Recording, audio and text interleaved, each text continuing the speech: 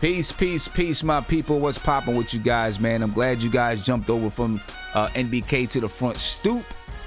We got some stuff to talk about, man. Tonight's going to be one of the shows where we're just talking about things that come out. And then, you know, Friday, of course, we'll review some music. You know, but tonight we're just talking about issues in the hip-hop that's out there. And we're going to have a good time talking about it. I got Isaiah here in the chat. I got Gimmo in the chat. So we're going to have a good time tonight. Be on for about an hour or so, ladies and gentlemen. I don't want to keep you up too late. I know you're busy. You got meetings and all that kind of stuff going on. So, listen, I appreciate you guys for being here. And I want to give a big shout out to You Only Know One Big I. That's Isaiah, ladies and gentlemen. The first person to give me a super chat on the front stoop, man. So I appreciate that. Isaiah, big shout out to you, man. First person to do that. I appreciate it. But anyway, let me get these guys... Let me get these guys over here, man. We got. Oh, let me turn the music down some so you don't get that double music sound. There you go. So there we go, man. Gammo, what's popping with you, man? Well, actually, let me get Isaiah first. He hit me with a super chat. Let me get Isaiah first. I was about to say, gotta get my money's worth, man. Dang, man. What's going on, man? Everything is good though. Sim can't complain. We just came from. MBK chopping it up about the Knicks, arguing with Crazy Mark, man, about KP and all that crap. But it was a good show, man. Yeah. Shout out to you. Ready to talk some hip hop, man. There's some few, little, nothing too major that's happening right now, but I got a couple of things. Well, let's start out with what we were just talking about. We were talking about LaMelo, the big baller brand kids signing with Rock Nation Sports. Yeah. I mean, honestly, to go back what we were saying, man. Just to basically say what Gimmer was saying, I don't think the big baller brand really needed it. The father, LeVar himself could have just, if he would have kept going and kept being more diligent, he didn't need that, man. Him himself is marketable enough, and I think when it comes to a lot of players and artists and players, sometimes they just get, I don't want to say it's lazy, but they just don't want to do the extra work to be independent and to be, your own, your own figure and stuff like that. So it's just like, sometimes they just want people to do the work for them. So, they'll get a little lazy and just do that because, again, I think it's just representation, I believe, or something like that, or whatever. Yeah, they're gonna represent him. So, Lonzo, he said lasagna. Lonzo, Leandro. I guess the wife didn't cook tonight. Yeah, I'm hungry. She did. She cooked some chicken, but Lonzo, LiAngelo, LaMelo Ball all agreed to join Rock Nation Sports after leaving CAA. So they were already with CAA. All right, so all of them leave and go to Rock Nation. Hey, I mean, not to turn this into a New York Knicks show, right? But they were all represented by CAA, and of course, CAA's top agent Leon Rose is now the president of basketball operations for the Knicks. I don't know if there's any coincidences there or not, but getting back to the Ball family, obviously, look, they were already with CAA. They move over to Rock Nation.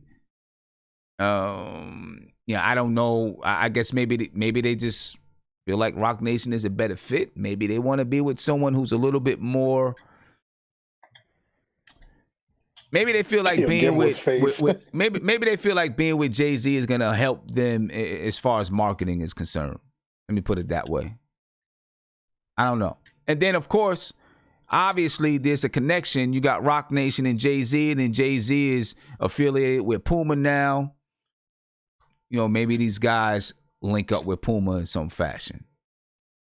With the whole big baller brand and stuff like that. I think my man Tony Crow was talking to me about that earlier. I don't know. What you think? Yeah, man.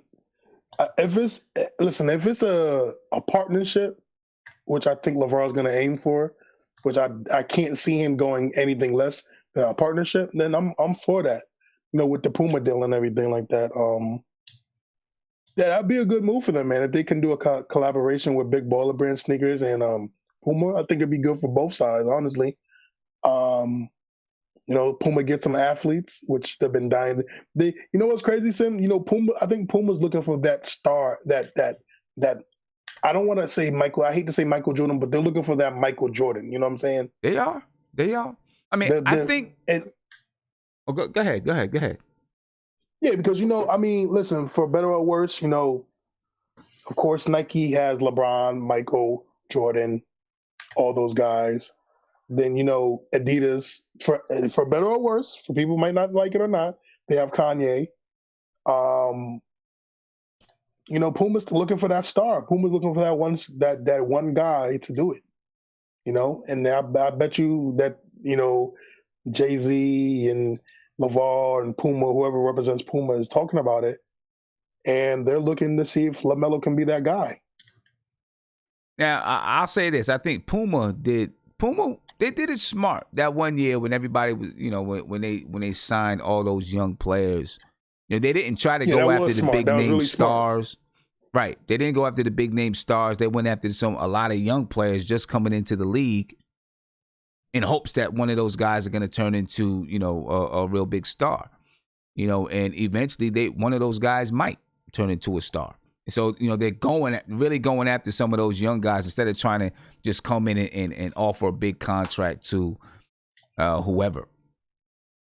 What would have done it for them is if they would have gotten Zion Williamson, that would have did it for him.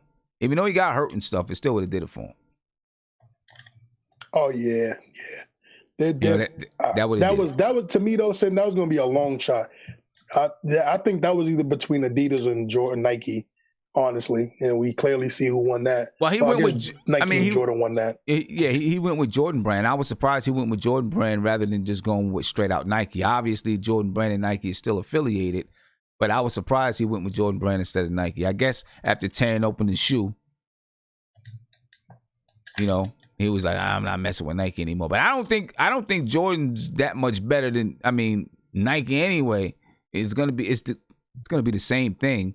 A lot of times when I've seen people playing Jordans, man, I'm like, yo, your ankle's gonna hold up? I don't know. I remember Western had really good basketball shoes though. Didn't Melo have really good shoes? Carmelo Anthony? They was ugly. Yeah, I didn't play ball, but I'm just saying I thought Melo had good basketball shoes. Oh, I don't know. I don't wear Jordans. I don't know, Guillermo. What do you think about it, man? They moved over to the Rock Nation. So I have two thoughts. So I'll speak first from the practical sense, where I think that this probably wasn't the best move. I don't think, to me. The Rock Nation. So they have a few players, like they have Romelu Lukaku, who plays for Inter Milan now. I really haven't seen anything in terms of his profile being any bigger. He's been at Manchester United, which is a team I support, and now he's on Inter Milan. Haven't really seen much in regards to his image or profile being any bigger. They have Tobias Harris. Am I getting that one wrong? Who, Puma? No, Rock Nation. But yeah, it's probably like you said, it's probably to do the deal with Rock Nation. Which, look, if they're doing that, I guess it's smart. Because what they had before with the sneaker and the price points, I thought was just off. And then they had that business partner who's stealing money. They went about it really terribly. So I think the brothers are now like, look, we love you, Dad, or whatever. Which, look, you're always gonna love your father. But we need to operate from a place where we can trust, and we just don't trust that you're going to make the proper business decisions that are going to have us in the right place. And I can't blame him for that. You know what I mean? The father, all that bluster and all that stuff he's talking about, which I like the father, but you got to be on your P's and Q's, bro. You can't be doing things like having guys who are stealing from your company because they're criminals or, whatever, family friend. You can't have them handling big money. So but in regards to protecting that, I agree. Now, I think that if they do, get the big brawler brand to a place where it's marketable and, it's profitable, I think that the brothers need to capitalize on making it even bigger. You need to sign your own artists. You need to make sure that shoe is I won't say top notch, but make sure that it's something that people want, that people could buy. You got to also worry about the image that you put around the shoe, right? So your father could be boisterous or that stuff, but he has to control it to a point because now you're signed to somebody else and all that stuff. So gotta be smart with how you operate. And Yeah. I'm hoping he does that because I'm a big LeVar Ball fan. I respect what he's done, but he has to be smart about it. Now my conspiracy theory side, because I follow Choke No Joke, and Choke No Joke was, all that stuff about Jay-Z being a billionaire, which is an absolute lie. He was talking about that Jay-Z's probably building up the Rock Nation brand to sell it off and then become a billionaire, right? So he's been probably Rock is. Nation has been signing a bunch of people, right? And it's not necessarily a bad thing, but they've been signing a lot of things that they're probably trying to monetize and say, all right, it's worth this, is worth that, because that's where like so-called billionaire valuations come from. They come from a lot of the billionaire label comes from a lot of BS valuations and all this, these machinations. For instance, now Kanye West is a billionaire, but literally last year, this guy was multi-millions of dollars in tax debt, but now he's a billionaire. Okay, got you. And I know it's. Well, I know you can be in tax debt and still be, I don't trust it. I think they put that stuff purposely just to build up these so-called rap artists or these artists, so now they have better control over the populace. That's my conspiracy theory side. Now you're believing that Kanye West and all these stars, these rap stars, where basically people don't even make money from it. I know he has other business stuff, but he has the clothing line, which I don't think is worth nearly close to $1 billion. And the same thing with Rock Nation. I think that Jay-Z is trying to build a Rock Nation label to then sell it off in the future, because again, to me, he's putting his hands in a lot of things, and I've never seen Jay-Z as like this mastermind in regards to owning a bunch of business stuff. And I'm not expecting him to do that. He has people who handle that for him. But again, I think he's building it up so that he sells it off, so he gets closer to that Billy. But I'd rather him build off his own stuff. But a few missteps. I'll say this: I don't think most businessmen like Jay-Z, they don't build a business because out of love for it, right? Or out of and have that type of an emotional attachment where like, no, I gotta keep this so I can pass it to my kids and then to my grandkids and this and that. He is a serial entrepreneur right now. That's what Jay-Z is, right? A serial entrepreneur. He's looking to establish a business and sell it. And that's what most businessmen do, right? They establish a business and then they sell it off. Why do they sell it off? Because eventually, just like he did with Rockaware, right? Sold Rockaware off. That's what businessmen do, because eventually that business is not going to stay at the top forever most of the time, especially the type of business that he's in. You look at Rockaware, it's not going to stay at the top forever. When he died, the rock starts to die off, that's going to die off. So he's like, you know what? I'm going to get rid of this before that happens. I think the same thing is going to be probably with Rock Nation. That's what most businessmen do. They sell it off. And then about the $1 billion, when they calculate that, it's not like, they're calculating how much money they actually have in the bank, right? It's this business is worth this. I'm that well aware of business is worth valuations. that. The valuations are big. Like, I'm well aware of valuations. Like, obviously, it's not how much money you have in the bank, but it's how much the company is valued at, right? So if you liquidated all that stuff at that given moment, right? So honestly, if you have equity valuations, right, things are marked to market. Obviously, that's going to change day to day, right? And no one sits there and says, when they say Bezos is worth billions of dollars, he's not. That's mostly because of Amazon. He's not liquidating, Amazon that day and then he has a whole bunch of cash. It just wouldn't make sense. But when I look at the valuations and the business that Jay-Z owns, I'm just not convinced that this guy is worth $1 billion. Like they've been doing this a lot with certain guys, where it's like they try to build the cachet and that stuff. And even the trader at my job, he's like, Jay-Z's not worth $1 billion. And there's a guy he's connected, he knows, and he's just like, and I was like, I don't believe he's worth $1 billion. Like, I think that's just for the so-called, I don't want to call people names, but the people who are uneducated or ignorant, not ignorant because you just don't know. So I don't mean ignorant in a bad way, just ignorant like you just don't know. And these are people who like music. So when they hear that Jay-Z's a billionaire, they kind of push the presence of his icon, right? The cult of personality. Oh, Jay-Z's a billionaire, so let me buy into, let me support this, let me support that. And I think that's what Jay-Z's angling at. He wants some of the people at the bottom to kind of support some of these music acts that he's signing to, support the Rihannas or whoever he has signed in Rock Nation that he's trying to build up. So it's like, because a lot of people do that. It's like, they bring on this, cult of personality, he's a billionaire, blah, blah, when he's really not a billionaire. Even when you evaluate the businesses, it's not a billion. And I've heard little janky things that like there's a Rolling Stone. I can't remember the publication. I don't think it's Forbes, but I can't remember who does it. That they do little things, little machinations to kind of build up. So they base a lot of the so-called evaluations on projections, which is BS, right? Unless you use like a discounted cash flow model or something like that, and it's like, all right, maybe. But when you start talking about projections, garbage. Don't give me projections. Give me what you're valued out now, and especially if it's tangible. Again, he owns a lot of stuff like contracts. So when you have an artist and they evaluate, say, how much Rihanna is, right? They'll take all her tangible stuff, right? But they also might take some of the contracts she has and says, well, if I can monetize these contracts, right? If I could take her, if I cut out these contracts, say there's an opportunity cost I have to pay, or not opportunity cost, but like a breakage fee or whatever, or how much she would have generated from that. That's how they're doing this stuff. So obviously contracts change. God forbid Rihanna dies. Obviously she's not able to fulfill certain contracts. So again, a lot of it's based off, because a contract is intangible. You're not creating a car. You're just saying this person's going to perform at this time. We're hoping that it's worth this amount because we're projecting blah, blah. A lot of this stuff is garbage. I'm not itching on him, but I've been privy to this stuff since high school. So all that stuff about the valuation stuff, making these guys billionaires, it's a lot of it's garbage.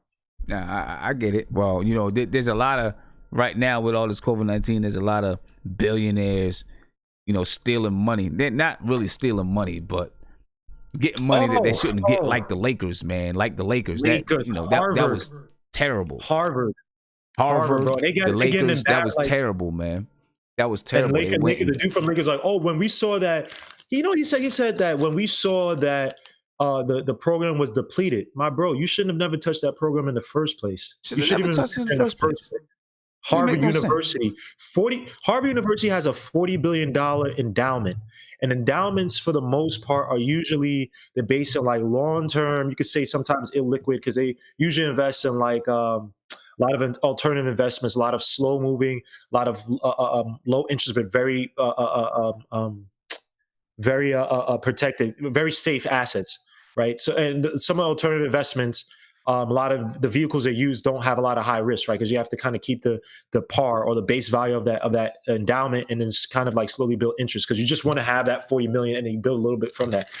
$40 billion endowment, and you're picking from a small business program. You're not a state college. Obviously, you're not a state college. You're a private institution, and you are one of the more pickier institutions in the world, where you literally, if you're not connected, because there are a lot of dumb people. I met a lot of dumb people from Harvard in finance. Like whenever I met somebody from finance, they're dumb as hell. But anyway, a lot of people from Harvard. So these people, they're very picky. They ain't gonna pick you or me unless we have ridiculously good grades.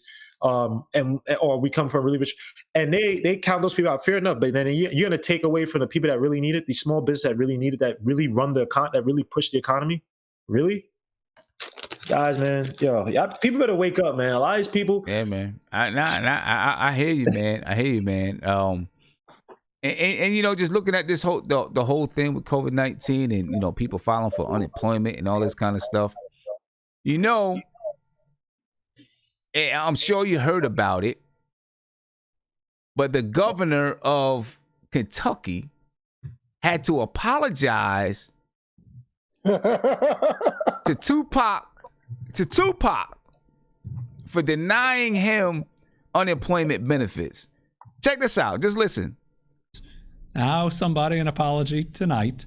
Last night I spent a little bit of time talking about fraudulent claims holding us up, and mentioned an individual that had filed in the name of Tupac Shakur. I didn't know, and it's my fault, that we have a Kentuckian who goes by Malik, whose name is Tupac Shakur. I talked to him on the phone today. I apologized. I told him how it happened, but I owned it. It's my fault. He was gracious. I said, I'm sorry if I embarrassed him or caused him any attention he didn't want. He was very kind. He ended the call. God bless. and we're going to make sure that we resolve his claim. Malik, thank you for being so kind. And again, I'm sorry. Isn't that crazy? So basically what happened is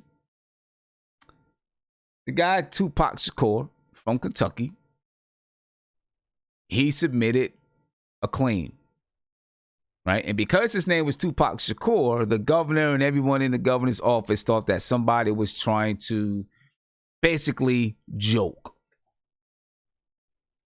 right? And they denied the claim. All right, so this is the article. This article is from All Hip Hop. Okay.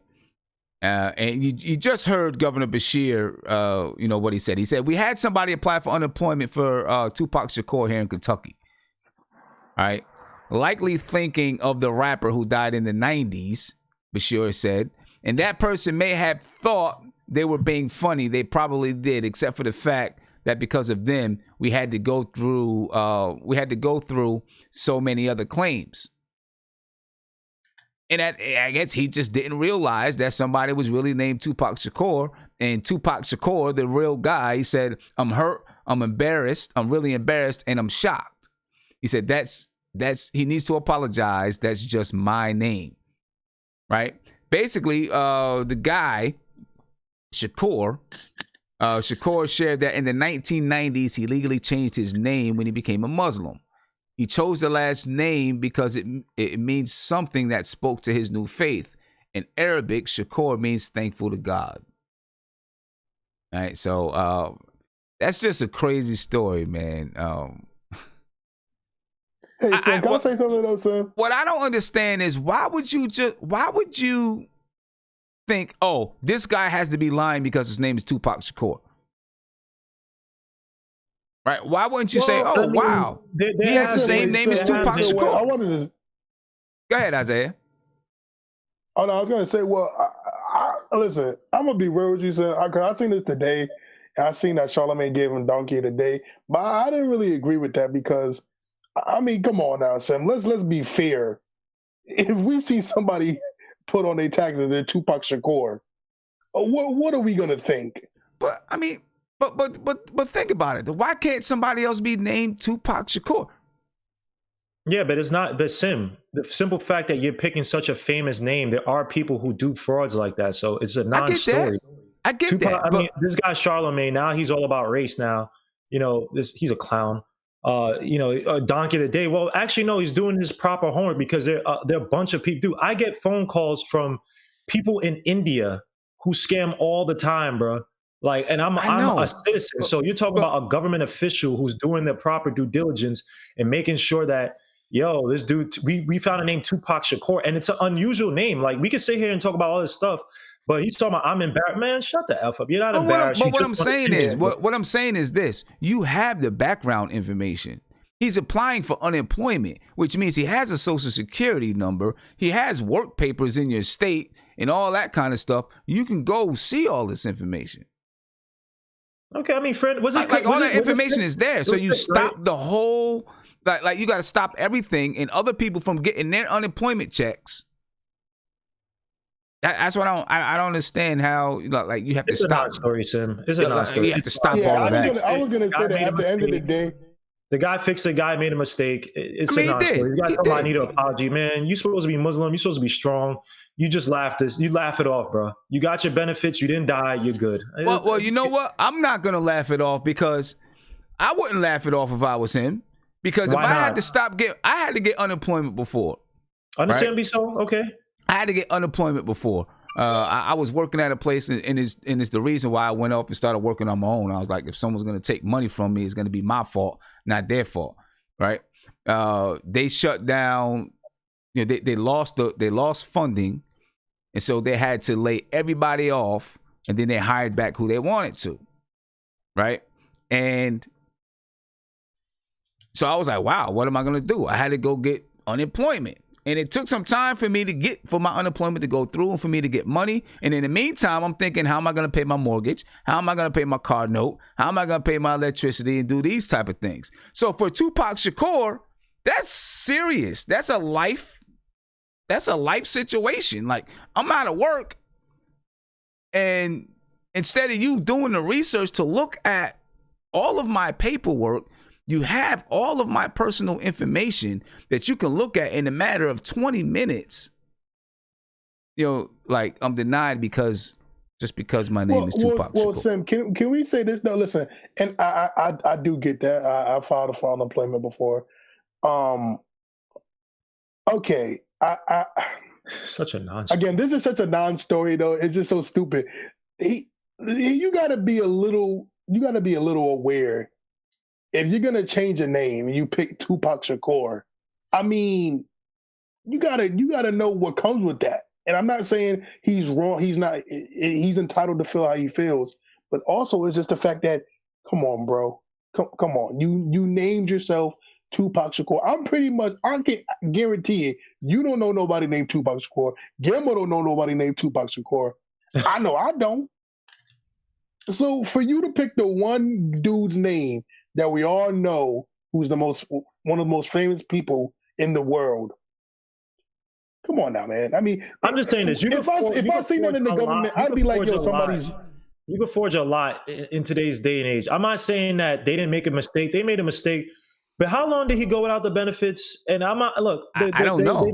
I don't know how long he went without the benefits. Like, to sit here and say, oh, we need an apology. Like, bro, to me, I don't know. I'm not saying that we can't feel pain. We do feel pain. This ain't, I'll just be like, all right, cool. You made a mistake. You fixed it. Cool. We good. Like, you have a weird name in terms of the connection to it and the fact that there's so many scammers. You could make up you could forge so many documents. It's not even funny.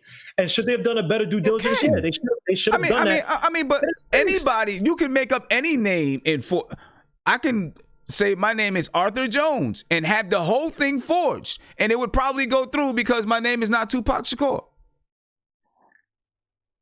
Right. Well, I mean, what I'm saying is they could have taken the time to just say, instead of just looking at the name, you know what I'm saying? They could have taken the time and say, okay, his name is Tupac Shakur. Let me look at this a little bit more, because it is kind of funny that his name is the same as that.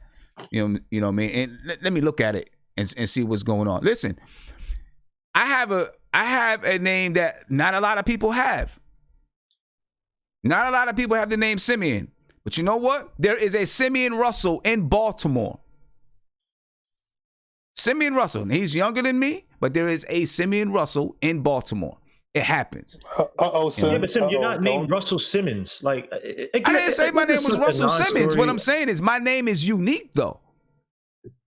Yeah, I have a unique name. There's not a lot of people named Simeon.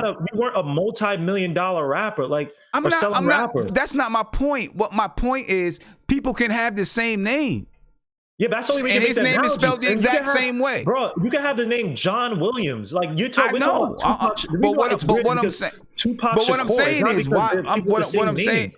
I'm saying is, I get that. I understand that you can. It is a different name. You know what I'm saying? But you shut down the whole system. I mean, listen, he apologized. Hopefully everybody got their money. Yeah, I mean, Sim. It's such a non-story. I mean, it is a story because it's out there. That's why I want to talk about it. We're obviously having a conversation about it. No, but you haven't got to say because you brought it up. It's not like, if this is not saying it's not hip hop or interesting, but it's like the whole apology thing and Donkey Today, they're making it bigger than what it is. It's like, all right, there's a mistake. Yeah, I agree. I agree with you, Gil. They definitely blowing this out of proportion. Let's move on. The guys I need an apology. I don't know if they're blowing it out of proportion. I think he apologized to it. It probably won't be out there tomorrow. I don't know. No one came down on it. Like, it's not like the public opinion just came down and smashed it. Sam, I got a good thing. Are we going to talk about this tomorrow? Nope. That's what I just said. But I mean, 75% of the news stories you ain't gonna talk about tomorrow. Yeah, that's true. But for Tupac, Tupac Shakur stuff and the Rock Nation stuff, I'll talk about it tomorrow. But for the guy Tupac Shakur, Shakur, I guarantee you it was a problem. We can say it's a non-story, but for him it was a story. No. For him, it's a story. But for the rest of us, I mean, to talk about, like, dude, you put like this, Sim. Some people have context and situations where the extreme happened. You have a weird name. Now, should they have done a better job yes, 1,000%. They were wrong for doing that. But did someone die for like you literally have a name, let's be honest. I'm pretty sure he's also gotten benefits from having that name where people probably give him a free drink at the bar. Yo, Tupac Shakur, oh man. You have a unique situation, bro. It's their fault that they messed up, but like, bro, the whole I need an apology, like, bro, come on, my dude. Move on. Like, it's an issue for you, but I'm pretty sure you're not. Don't act like I'm not saying he is, but it ain't like when people, oh my gosh, I was touched. I'm scarred for life because someone touched me on my back. It's like, dude. I don't think he even went that far. I don't even think he went that Sim, deep, though. Wait, Sim. Seriously, Hey, Sim, I don't. You said we can't Sim, do that? this? I said I don't think he Sim. went that deep. Someone just said talked he's to on him an and asked apology. him. Someone talked to him and asked him. He said, "Yeah, I need it. I think I should get an apology." He got an apology, and he hasn't said anything else about it. Hey, Sim, how about this, though, Sim? How about, and I'm just saying, I'm not saying this happened, but now because of this, what if he gets his unemployment faster now? This could have helped him out in the long run. When he gets a what? I mean, What if he it gets his probably unemployment it's faster probably now? What if it was something like probably already too slow. It was probably already a few weeks. I mean, it'll get faster from the date that he applied for it. I'm pretty sure. Like not the date that he applied for, but from the date he got the apology. From the date he got the apology, it's probably going to go a lot faster from them because they're going to want him to get his money. Look, if someone died from this, Tim, or if he was starving or something like that, or something drastic happened, it'll be bigger. But I mean, he got the apology. Well, all right. I mean, he got the apology, but we don't know what went on with him and his personal life while he was waiting for the money. So obviously he didn't put that out there. But going on to other hip hop legends, Wu-Tang Clan is gonna drop an album at some time. Right? At some time they're gonna drop an album, but this album is gonna be produced by Ghostface. Not gonna be produced by RZA. I don't know how much RZA is going to be part of it. You know what I'm saying? But it's gonna be produced by Ghostface. How much different do you think it's gonna sound being produced by Ghostface? I'm not really sure about Ghostface production by himself. Like I mean, he'll be the person overseeing. I guess RZA just kind of said, "Hey, you're gonna oversee the next album." Right, so I know there's gonna be a lot of samples. I know because I know Ghostface. I love his love for like oldies and stuff like that. He loves those oldies, man. So if it's very sample heavy, who you got to get for your big hitters for samples. Well, RZA has to produce on it. Guys like Knowledge should be producing on it because they're big sample heavy guys. Derringer Beats, they're very sample heavy. So, but again, one thing about older rappers though that I don't like. It's natural just because they're older. They don't rap as fast as they used to back then. So sometimes they kind of like they pronounce words like clearly, and it's just I don't know. It sounds stupid, but they do. I know. Some like I don't know what it is. I don't know what it is, but they like they pronounce everything really clear and very proper sometimes. Yeah, and it doesn't sound as good. And someone said RZA's past his prime. You obviously don't know that RZA still produces now. Like RZA was producing. What did he produce? The song by Kanye West, "So Appalled." He produced. I think he produced "Devil in a Red Dress," but somebody said it was somebody else. But I think he produced that. Stop it! Stop it! You don't. He produced Kanye West's. You probably get better. He produced. RZA can still produce. Producers. I'd say it's about producers. They don't really lose. Some do, but a lot of them don't really lose that touch. The best ones don't lose that touch. So, and the best ones adapt. Like RZA has adapted, I think, fairly well to the new sound. So let's not diss RZA. He can still produce, bro. No, he could definitely still produce. Yeah, and he's gonna have his. I don't understand that. He's gonna have his. I mean, he's gonna have his stamp. He's gonna have his stamp. You know what a RZA song sounds like or a RZA beat sounds like. But is it still? I'm interested to hear whenever it comes out because this was actually discussed a few years ago that Ghostface was gonna monitor the direction of the album, and we haven't heard anything yet. But Master Killer, he said today to Hip Hop DX that even if Ghostface is producing this album or overseeing the direction of this album. He believes that RZA has to produce Wu-Tang Clan's final album. because it's just not that he doesn't trust Ghostface. It's just not it's not the same without RZA. Like, you got to have RZA in there somewhere. Now, you would think if Ghostface is going to do it, he's going to get a couple of RZA beats in there. He has to. Hopefully. Yeah, you're not worried. I'm not worried about RZA not produce actual track. Like, I don't know. I don't know. I don't know if he actually makes tracks. He probably, he's got like Master Killah said, he said, I love Ghost's ear for music. I love the beat selection that he chooses. We have a similar style when it comes to the soulful beats that he loves. So I love his ear for music, but no one is ever going to do it like the Abbott, talking about RZA. But that's just my opinion. I'm sure if Ghost puts something together, it'll be dynamic because, like I said, he has a beautiful ear for music. But if the Abbott is not in his seat, well, we're always going to miss that, which is true. The problem with Wu is everyone's kind of going their separate ways, and they're doing their thing. They're separate. They got their separate projects and acting and doing whatever they do. You can't never get them in the studio together. And I don't think, and Master Killah, talks about this in the article, that in order to really get that Wu tang, we need everybody in the studio all together, bringing out that sound, that classic Wu sound. You know what I mean? They haven't had, I don't know, their chemistry has been, they always had a weird chemistry, right? Because, people were allegedly jealous of Method Man and Raekwon. Raekwon talked about he had his own insecurities and stuff like that. They're a weird bunch where like Ghostface and Raekwon are legit friends. But I I'm not saying not friends are cool with each other, but they've had little spats when they made that album for that other album, the one that was supposed to be hidden for 30 billion years or something like that.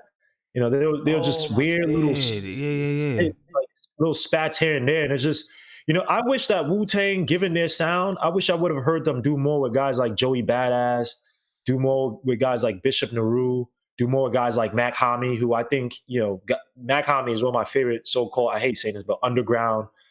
He's not really underground, whatever you want to call him, underground, real hip hop type of guys. I think they would have been better off because those guys look up to Wu-Tang. And I think that Wu-Tang can learn a little bit from those guys and get that fire back. You know what I mean? When you hear guys like, I know people can kid, but when you hear guys like Griselda, some of these older artists, that's why, Primo's giving these guys tracks because it reignites that fire and says, damn, that old thing might be back, man. At least the feeling. So that's what Wu should have been doing, man. Collaborating with some of these young boys who respect them. Earl Sweatshirt would have been, I can see Earl Sweatshirt probably being on a track. Oh, that'd be dope. I love Earl Sweatshirt. Earl Sweatshirt, when he produced, I think he produced on Mac Hami's album, Allen Iverson. That sounds like a Ghostface type beat. Some stupid, ridiculous sample loop, and it just keep going. Yeah, Gamma, you're definitely right, man. Because I wish, like you said about working with the younger dudes, like the Odd Futures, the Earl Sweatshirts, the Joey Badass, a lot of those young guys that really, really respect them, to keep them going, man. And I know some people don't like him. I like Action Bronson, even though he really did steal his whole flow from Ghost Killah. But just even working with those kind of guys, man, and just I like Action Bronson too, guys. But I like him too. But he did steal that flow. He did steal his flow. Yeah, he definitely did. And he got confronted. He got confronted by it too. But that was, Yeah. But nah, man, it's just like working with those young guys, man, and just stuff like that. And then like you said before, you gotta get these guys in the studio, and then they're all like what? They're all in their 40s. They're all doing their own thing. I think RZA and them are producing movies, and you got Method Man acting, and it's just. Sometimes it's hard to get these guys all in the studio, man. But hopefully they can, so they can give us that, man. Hopefully. Did you watch the Wu saga? The saga continues on Hulu. Yeah, you know what's crazy, Sim? I heard mixed reviews about it. Yeah, I heard mixed reviews too. I heard because I don't got Hulu, but I keep people that watched it. They're really some people really loved it, and some people this just wasn't it. You know what I'm saying? So. I watched it. The acting just wasn't good to me. Like they tried to overdo the whole New York thing. You know what I'm saying? To me, they just Yeah, overdid like the it. 80s, 90s, like the 80s, I mean, 90s. just New the York. like the dude that was playing Raekwon. I don't know if you saw on Netflix. I Well, forgot it's the not on name of it. Netflix. It's on Hulu. No, I know it's on Hulu, but if you saw on Netflix, there was a show on Netflix that kind of went back. It went back and talked about. Oh, you talking about like the beginning. I watched basically it. It's called It was like about the beginning of hip hop, basically.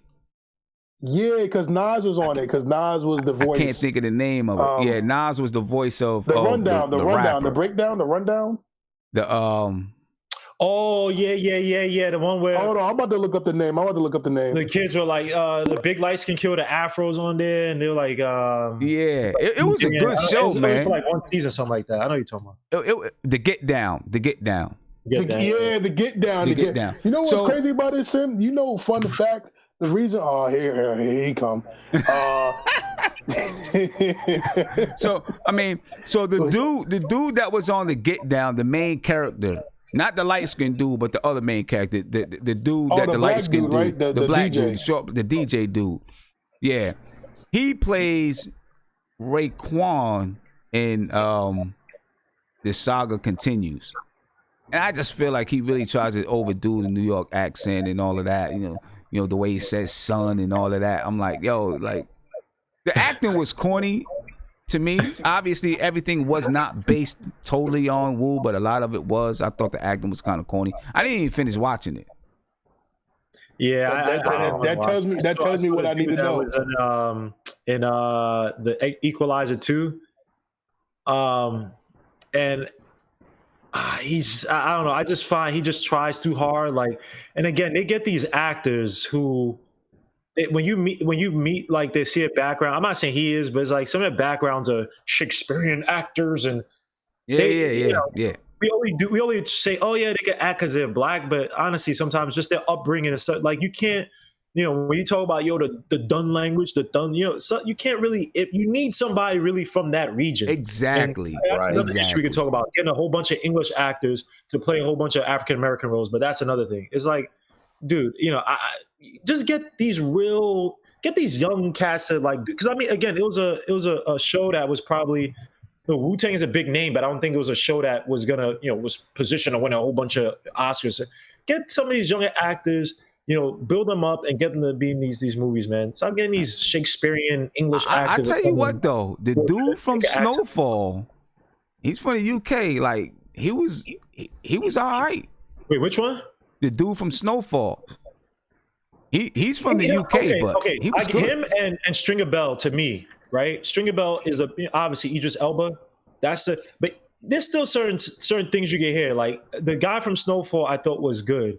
But then again, there's sometimes I can hear the accent, like little spots here and there, like even Stringer Bell. Yeah. I can remember the episode where him and Avon are fighting, and he said something to him. I think it was one where he fought Avon and kind of revealed that he killed, or he got Avon's little cousin locked up, or like something like I said him. I can't remember what it was.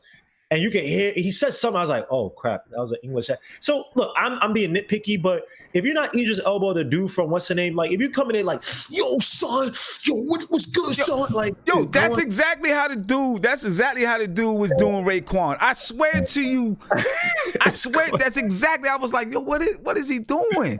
I was like, "Why is he sounding like this?" Yeah, man. What you just did is exactly what he did. It's hard to imitate because RZA was all about yo, Bobby Digital, go to the square. It's like I'm not sure you really can imitate some of these characters. Like they would just yeah.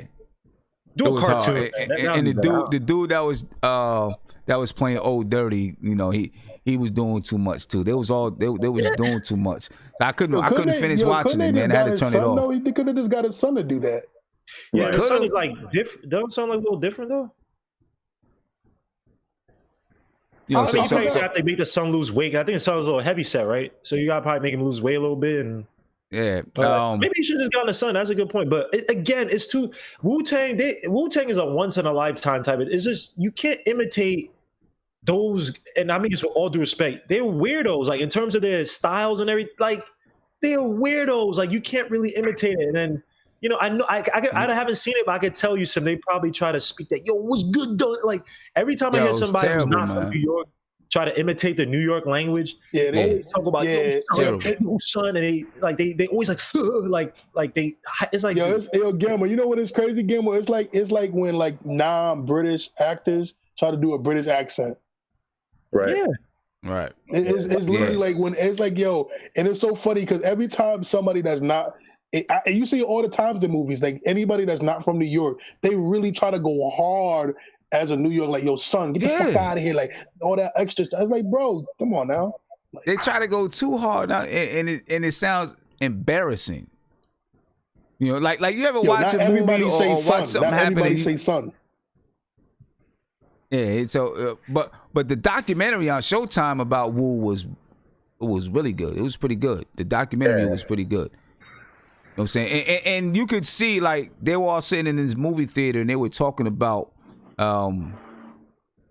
this, you know, some of the issues that they had with each other. And you could definitely see, you know, they act like it's not there, but to me, I'm like, yo, they still got a little bit of rubbish going on, man. I don't know if we're gonna get another Wu album, especially you know, whatever happened with the dude from where they had the secret album or whatever. I was like, yo, how does that come about? Like, how do you do that? You know what I'm saying?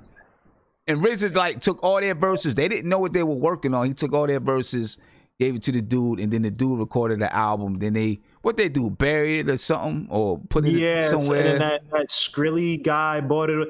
I think Method Man was talking about that on like the Huffington Post or something like that. Like he was talking about like how, I think it was Huffington Post, he was talking about like how he didn't really like that whole album, like it just felt because no one really understood. And so yeah, you're right on that. And it's like, again, you go a guy like RZA, who to me, and this is to Tri-Borough's point, I think that RZA probably gives some of his better production to guys who are more likely to sell just because it's a different era.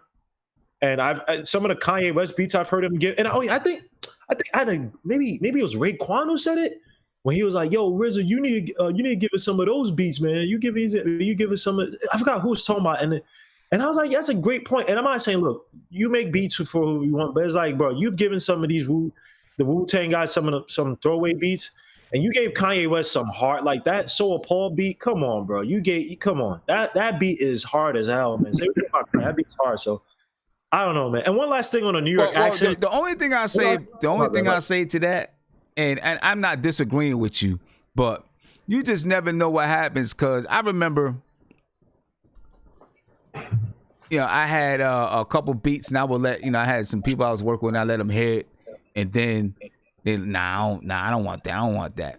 And then I give it to someone else and they kill it, right? And then they come back and they're like, yo, man, how come you didn't give me that one? I'm like, yo, I let you hear it. You said you didn't like it, so somebody else did. Yeah, people be doing that stuff. And one last thing I'll say about New York accents too, back in the day before New York got all gentrified and destroyed, every borough had their own accent and every borough had their own slang. Yeah, they had their own accent, own slang. You could tell somebody who's from Harlem. You could tell somebody even style-wise, maybe not voice-wise. You could tell people where they're from, regions or parts of Brooklyn itself, like Canarsie versus Fort Greene. But back in the day, you could tell if somebody's from the Bronx. You tell somebody's from Queens, especially Brooklyn and Harlem. So that's all I just want to say. But they said let Big Freezy spit. I would like for Big Freezy to chime in with his contradictory, everything else wrong. And, you know, go ahead, Big Freezy. Yeah, please. Nah, man, what you? Hey, well, first of all, shout out to the chat for appreciating, you know what I'm saying, appreciating Uncle Freezy. But for the most part, I agree with what you're saying, because, you know what I'm saying, cats, you know, when you used to hear records back in the day, you could tell where dudes was from because of their accent. Like, you could tell dudes who was from Uptown, you know what I'm saying? You could tell dudes who was from Mount Vernon, you know what I'm saying? You could tell people was from whatever. So, Coney Island, whatever. So. But on the Wu-Tang subject, though, on the Wu-Tang subject, man, these dudes have lost their mind, man. These dudes have become rock stars in their own mind. That's why the chemistry is gone from the group. Like, these dudes literally think, they lyricism is better than everybody on the planet. and they only can work under certain conditions. That success has gone to their head, and that's the reason why you see this situation where they're in right now. Yeah, I don't know. Yeah, I mean, I guess it's just so hard, I guess, to keep a group, man, to keep a group together, like really keep them together. It's hard. We'll see what happens with them. Well, the thing is, though, is even though we knew they was all going to be individual acts or whatever, you know what I'm saying, and bringing them together into the group to do their thing, the thing about that is the hunger is what made them so dope. You know what I'm saying? And now, without that hunger, I don't even know what we had with them. Hey, Freezy, to add on what you're saying, man, that happens to literally almost 95% of artists. You know, because once you're not that same dude when you were broke and had negative $2 in your bank account trying to be great. You know what I'm saying? It is. I like Drake, but Drake said something so real, man. He was like, man, don't ever forget the feeling you have when someone's like, yo, is this you? When you hear that, don't ever lose that feeling because you try your hardest your whole career to get that feeling again. Who said that? Drake? Drake said that in the interview. Oh crap! Yeah, wait, he did said someone write that for him or what? No, Guillermo. Let's try to keep this to real artists who actually write their stuff, because Drake can have the fire for 1,000 years because he's always gonna have somebody write for him. So I mean, no, but listen, I'll say I like the quote he said though. I did like that though because it's listen, I think that happens to a lot, and God forbid, I'm not saying God forbid, but man, let's say Sim gets 100 million subscribers and he gets $100 million. I'm just using you as an example. Are you going to still have the same hunger that you have now? Well, with an artist, that's why I said they need to work with the younger guys, because sometimes the younger guys reignite that, right? When you heard Primo, when Sim was talking about the story with Primo producing for West Side Gun, and he did that all West Side Gun. Great album, by the way. Great album, by the way. That's that type of stuff. Trash, Isaiah. Yo, come on. Let's not even get into that. Go ahead, Guillermo. See, Isaiah trying to start something, man. Sim always says that when we talk about that. We're never going to get into that. That's what I'm saying. We was on a totally, he just brought up, go ahead, Guillermo, man. Please. Listen, I just said great album. That's all I said. Man, I didn't even go there. I was just saying the thing with Primo. I was just saying that Primo seemed to be reignited the fire. I'm not saying he hasn't been producing, but you like to hear that. And it brings that if Ghostface, if these guys were doing albums with, or songs with Earl Sweatshirt, doing songs with people like or producers like Knowledge, even guys like even though it might be weird, but I could see a song with like Thundercat and Ghostface, because they both come from that weird Adult Swim type of, not come from, but they all mess with that weird Adult Swim type of vibe, and Thundercat can produce. But you see guys with Ghostface, Earl Sweatshirt, Tyler Creator, Joey Badass. Get these younger cats, so it's like, iron sharpens iron. I put money. If Ghostface was around some of these dudes or made songs and they came out, Joey Badass comes out with some fire, I don't think Ghostface could sit there and let it stand back. And some of these younger dudes, even though Joey Badass is more laid back, some of these dudes, they like those quick beats where you got to come with rapid fire. And to me, that was you hit stuff like 260 with Ghostface and Raekwon going back and forth. That's some of their best stuff, man. Where it was like that rapid fire, But Gamer, let me ask you this: do y'all old school cats really want y'all old school rappers to get with these new school dudes and kind of bring themselves into like today's space, or do you want them to just do the stuff that they were good at and just make it for y'all old school dudes? No, I think it depends. I think it depends on who they work with. Like, because you can work with artists that still kind of give you the feel that can, where you can remain genuine, right? It's not like you going out and you're gonna work with Future. Like, Ghostface is gonna go work with Future or something, right? You're right. He's gonna stick with some people that he's gonna be like, okay, you know what? This person is kind of, I'm really feeling the way, what this person does. I think we'll make a good blend. We'll work together well. You know what I'm saying? So, because there's still some new dudes out there that still kind of got that same style to them. You know what I'm saying? Right. You know, so they don't have to go try to introduce themselves to the middle school kids. Hey, Sam, you know what was really a cool story, man, that I remember listening to? I remember Dr. Dre say, like, during the 90s, like late 90s, he lost his passion to really make beats. And, like, he just wasn't really doing nothing. Then he heard this young little white boy from Detroit, and, you know, he just got the fire back in him. Right. Like, he never heard nobody like that before, so he just got his fire back. And then, like, he heard that, and then he made that, you know, hi, my name is, you know, that beat right there. Right. You know what I'm saying? So it's just like, you know, it's just about getting some of these old school artists with some of these young kids and just getting that, just letting them lit that fire back in them, man, so they can make some good music again, man. So just, you know, And gonna see. It's got to be hard, though. You're right. It's got to be hard for an artist to keep that same kind of fire and motivation. You know what I'm saying? When because and also at some point, making the music becomes work. It's not just it's no longer is it a passion project. It becomes work. Like I got this record deal and I gotta satisfy 5 albums on this record deal. You know what I'm saying? Yeah. But so how many times have we hear artists say, like, even though I think they lie a lot because I think nobody wants to go back to being poor, but they do always say they miss that feeling of, you know, being naive and, you know, just about being just about the music, and it's just, you know, having that, you know, that feeling of just making music and just, you know, sitting all day in front of your computer or, you know, whatever, just making beats. Now, how many artists do we hear say, like, yo, it's not fun anymore, it's work? You know, we hear that. You hear that pretty much all the time now. Yeah, yeah, definitely. You hear it a lot. I don't know, but you know, an old school group, man, that surprised me. I haven't listened to it yet, and I plan on listening to some of it on Friday. We'll cover maybe 3 albums on Friday. Rock Marciano is going to be one of them, Guillermo.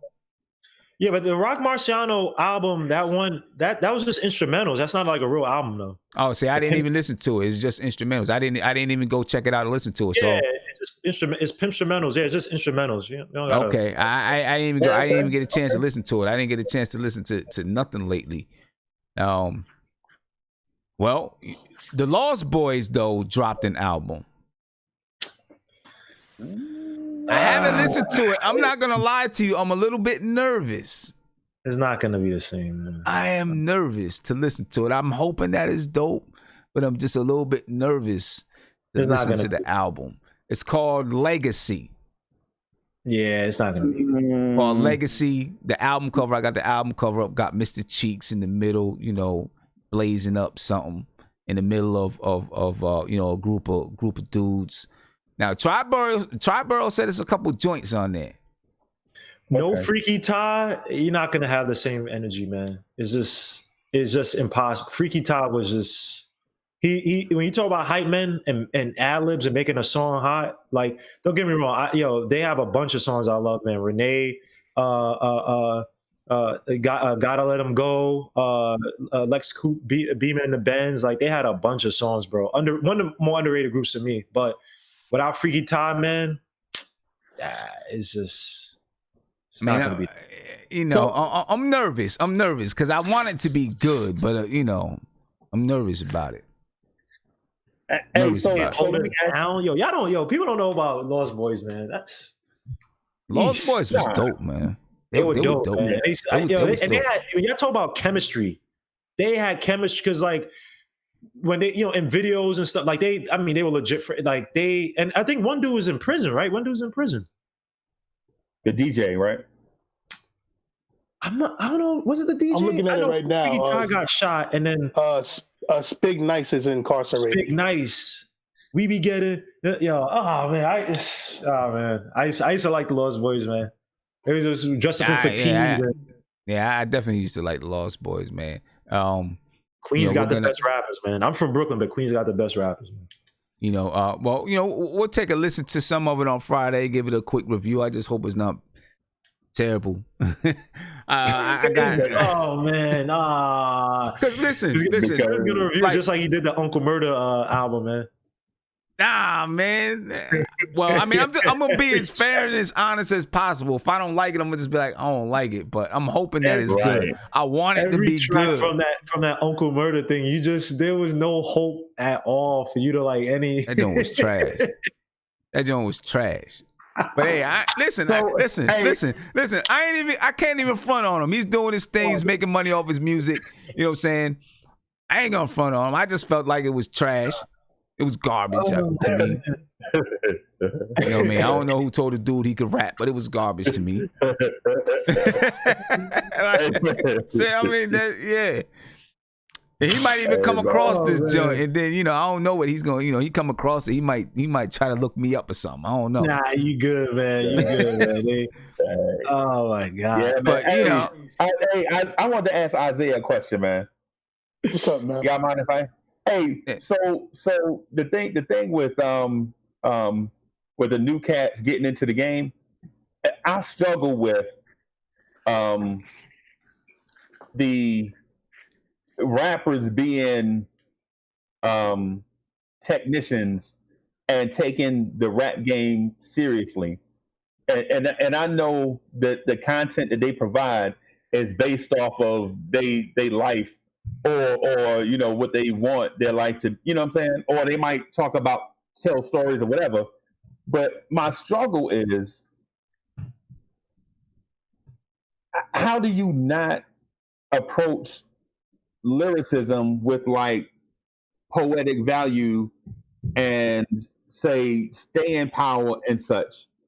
Is that something that's like, is that the deal where they're intentionally trying to get away from lyricism and like the technique or whatever, and old heads like myself is just missing it, or are they trying and just can't do it?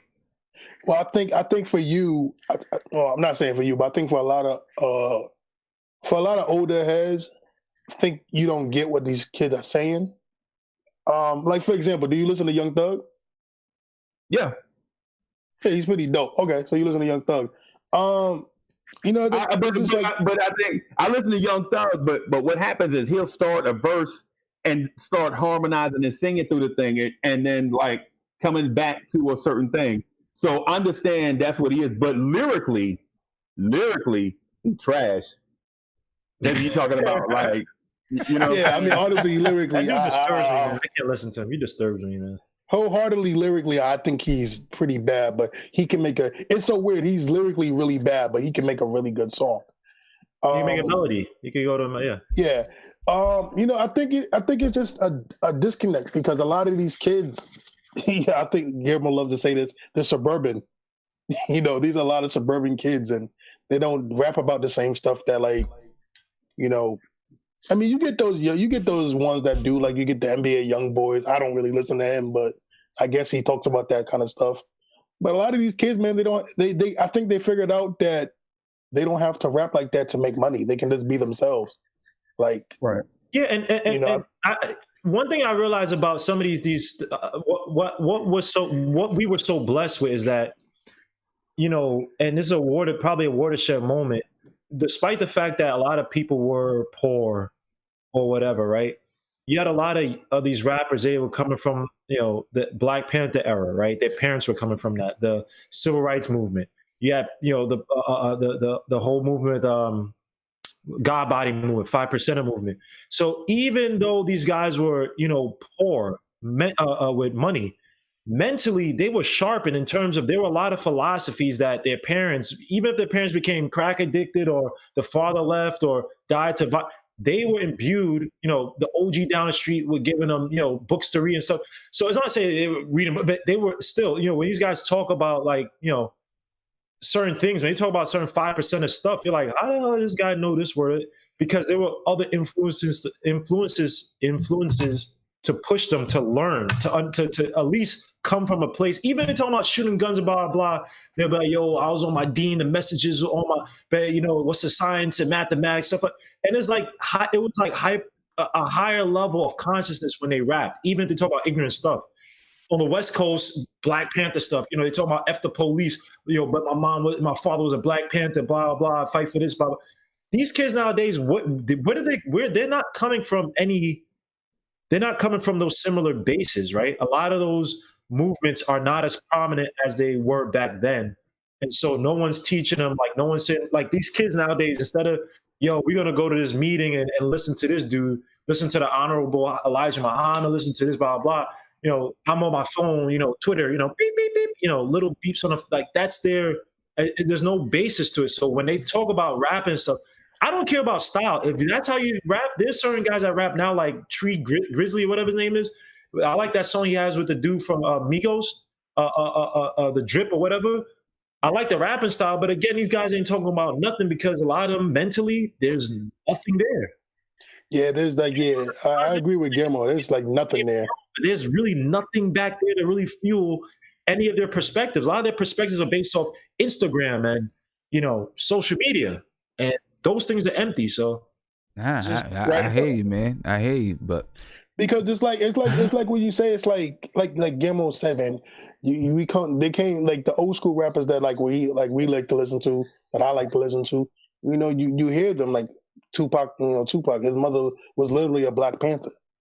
You got these other people that they have the mothers and fathers, and they have structure, and they get to they're actually coming from a good music era. They're coming from it just the 70s, the 60s, the early 80s, and then establishing their own flows, and then it's just like nowadays it's like the kids. But dog, what I'm saying, my point though is there are cats out right now that would dominate lyrically in the 70s and 80s, right? Because 70s and 80s there was like late 70s.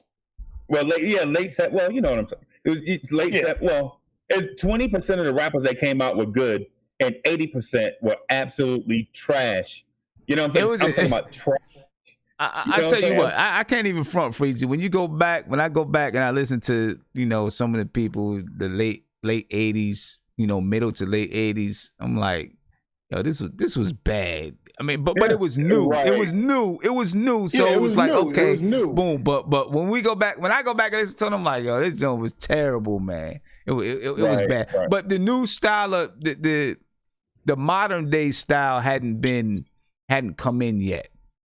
You know what I'm saying? It didn't come in until like the 90s. You know what I'm saying? When that modern day style kind of came in. Yeah, they did it before. We had a watershed moment. Like when the golden era was ushered in. The golden era was ushered in, say for about 86 to about 95, 96.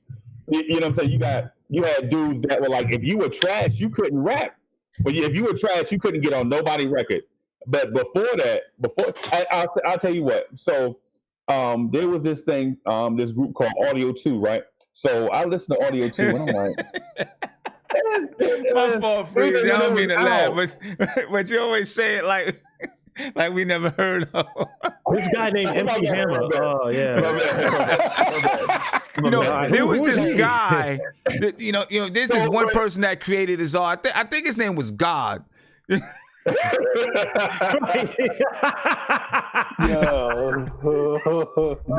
Big Freezy be like, man, listen, man, this kid could really spit. His name was Biggie. He had a little dude named Puff around him all the time, a little C's, but see, nobody knew about him though. Only if you was in Brooklyn.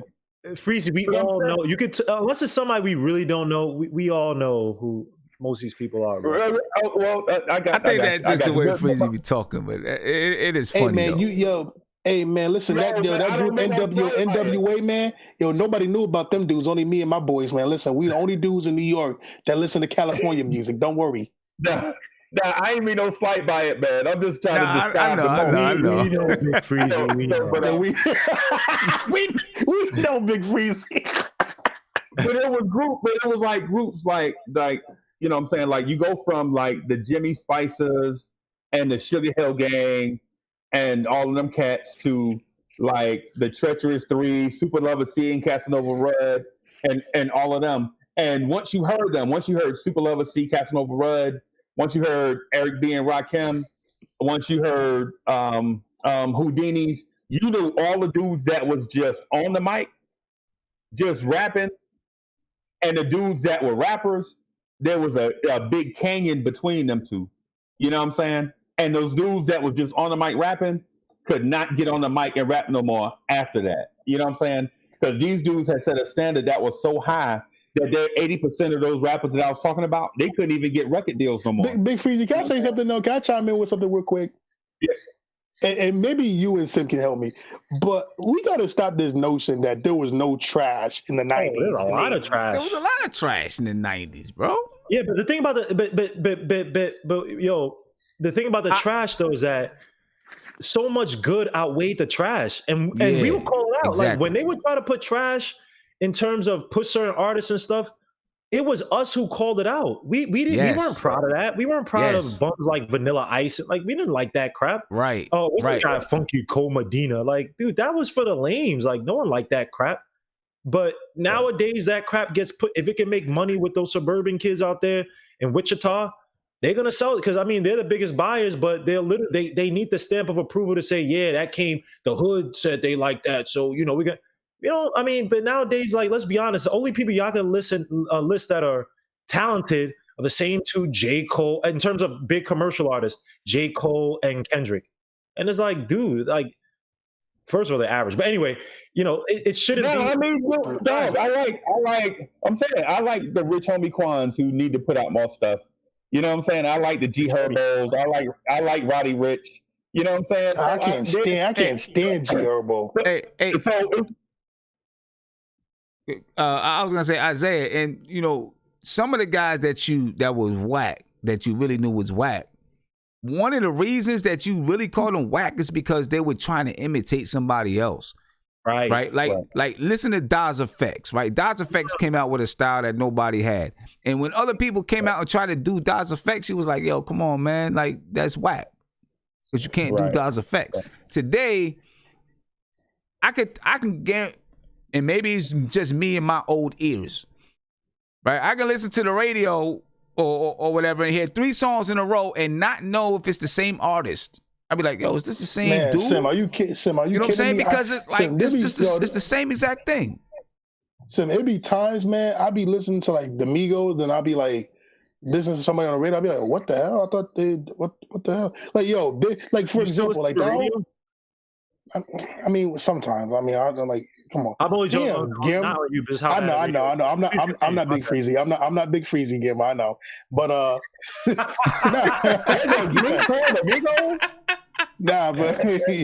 but Sim. I mean, yo, you know what was really bad too, Sim? It's weird because like I literally grew up in high school listening. Like I remember when Chicago drill music came out. Like I remember it, and then like for what? It was like from, I remember probably like 2000, I want to say 10 or 11 to like 2013,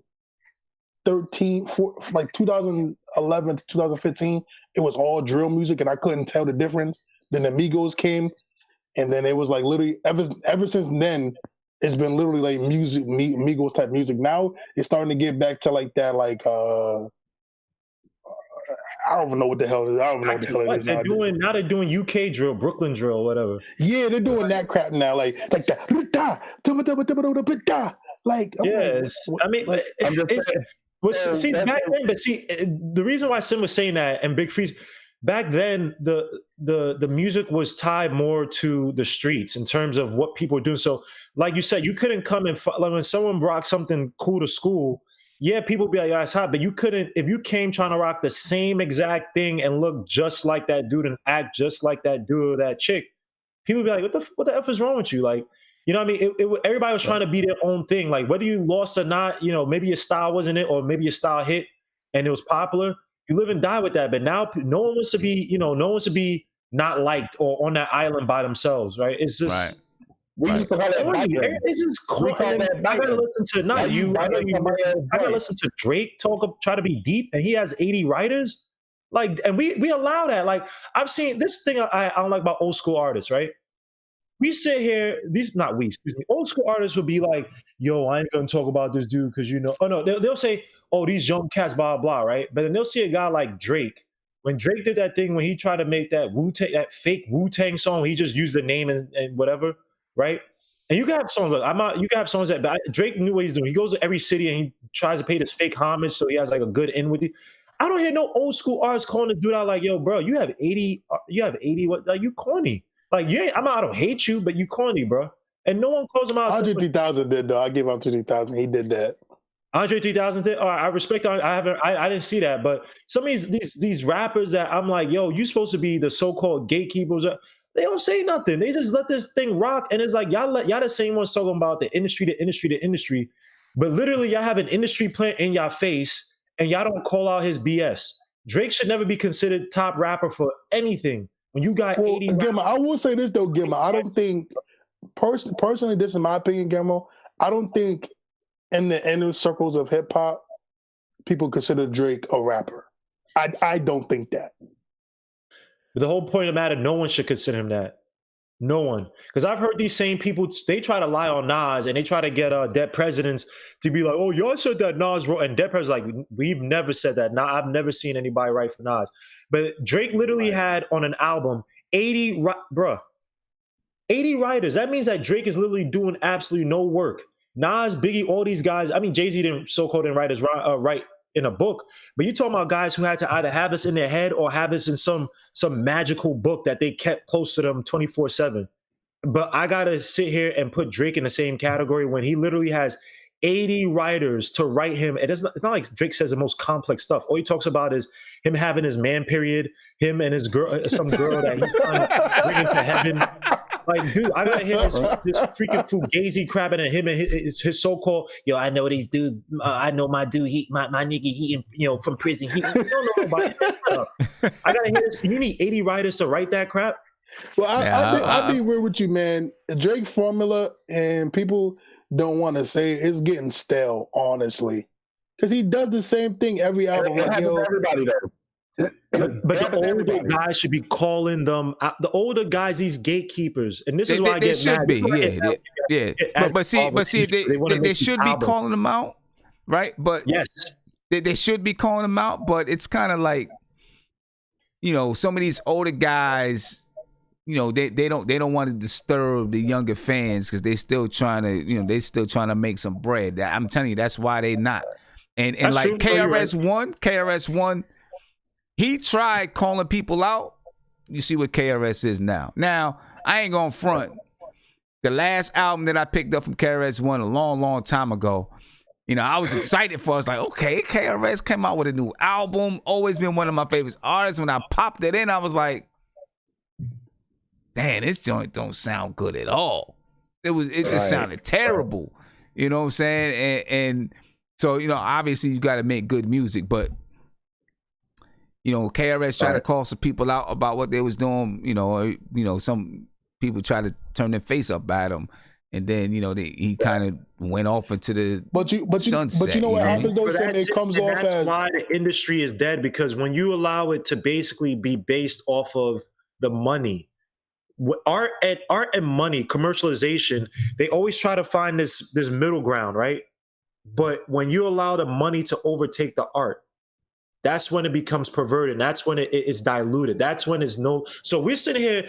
I'm talking as a person who wants to listen to me. I don't care how much money this album sells. Well, I want to see good art, right? That's my stance. So when people talk about not rocking the boat, I understand. I get it. But then I lose a little respect for you, because what I used to listen to you in terms of the music, in terms of is like Picasso, Leonardo da Vinci, like these guys who made these beautiful pieces of art, and then some dude who literally just farts on a canvas, and he could call that art in the same breath as them. And those guys, it's like those guys would just sit there and be like, yeah, that's art because I want people to still buy my paintings.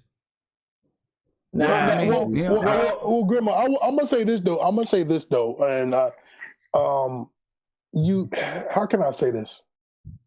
Because I agree with you, but you also have to find a balance, because again, and I know you agree with that part, because of course we all want to do something that we love, but in reality, you need money to do it sometimes. You know what I'm saying? And it just, you got to find a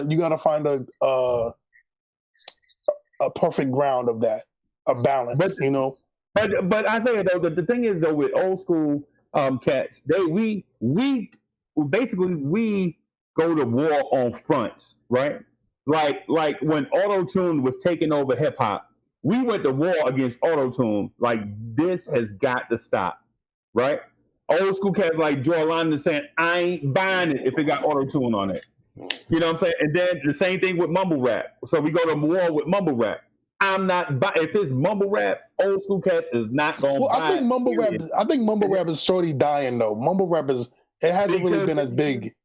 Is it finally going to rehab? Right.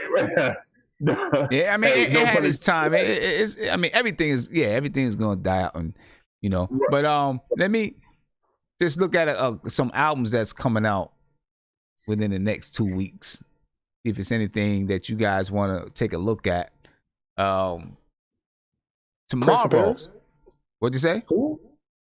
Nothing. I'm being talking about new music coming out. I said pray for Paris. Tomorrow, there's 3 albums coming out tomorrow. Obviously, there's going to be more than 3 albums coming out tomorrow. There's a dude that's going to send me an album tomorrow that he wants to get reviewed. So I'm going to check it out before I throw it on here to review it. Just make sure at least the quality is up to par. Because I had some people send me some stuff that I was like, what the hell is this? I mean, I was going to play it just so we can laugh at it. No lie. I was like, yo, this is garbage. This dude starts singing. I was like, are you serious? I mean, me and my wife started listening to it. The girl is mine. It was. I mean, the singing was like that. This one dude and he might be listening right now. I don't know. If you're listening, dude, the album, the record you sent me was trash. It was garbage. Now, I don't know what you was trying to sing. I don't know who told you can sing. But that shit was trash, man. You need to do something else. I would have rather heard you do auto-tune on that joint because it was garbage. It was garbage. It was garbage. Now, but I got some other music. It's the funniest thing when you hear some cuss. It's so real. It was trash. Sim tries to really try to give you hope. Like he'll give you, but when you know you're trash, when Sim is like matter of fact about how he says how shitty Yo, I was like, what? Me and my wife looked at each other like, what the hell is this? What was this? That joint was garbage. Damn, you got Mama. You know it's trash when you got Mama Sim saying it's garbage. That joint was bad. You gotta play it now. Now you gotta play it, Sim. You do gotta play it, Sim. You gotta play it now. You really want me to play that joint? Yes, I love. Yes, please. I might. I don't know now, but I got some music that's really good. That one song I'm gonna end the show with and play that. We don't care about good music. We ain't got bullshit. It was really good. But coming out this Friday, there's My Turn Deluxe by Lil Baby, Timeless by D1, Beyond Bulletproof by Malzy. Then next Friday, you got My Disregarded Thoughts by Bishop Nahru. It Was Good Until It Wasn't by Kalani. Ugh. You got Just Cause Y'all Waited 2 by Lil Durk. And then you got The Curb Commentator Channel 1 by E40. E40 is coming back with something. And then anybody from the Bay? Everything. Yeah. What'd you say? I was asking if anybody from the Bay was in the chat. And then you got Everything by Coda the Friend. Okay. Oh, I can't wait for that. Oh my God. I love Coda the Friend, yo. That's my boy.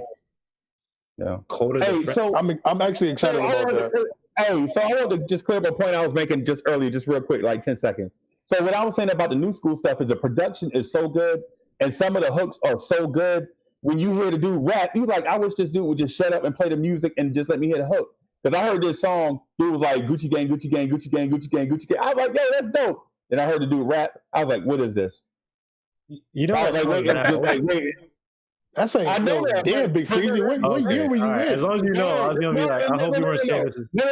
No. That's an example of what I'm talking about. Like the music the production was great. The hook was good. Dude start rapping. You like, I wish this dude would shut up. Like, what is this? Hey, but Sam, on a serious note though, if y'all do, I personally, I think this is a great album. I think y'all would like it. Not Guillermo, because Guillermo's gonna hate anything that I like. No, you just like B2K, which is upsetting. You do go to those B2K concerts, though. Color Boys, really great album. You do go to those B2K concerts, bro. Oh What my album God! did you I say? went to one B2K, damn concert and and I won't let Cannon. this go. What album did you say? It's Coda the Friend, Color the Boys. What is he? What type of music does he make? Just R&B?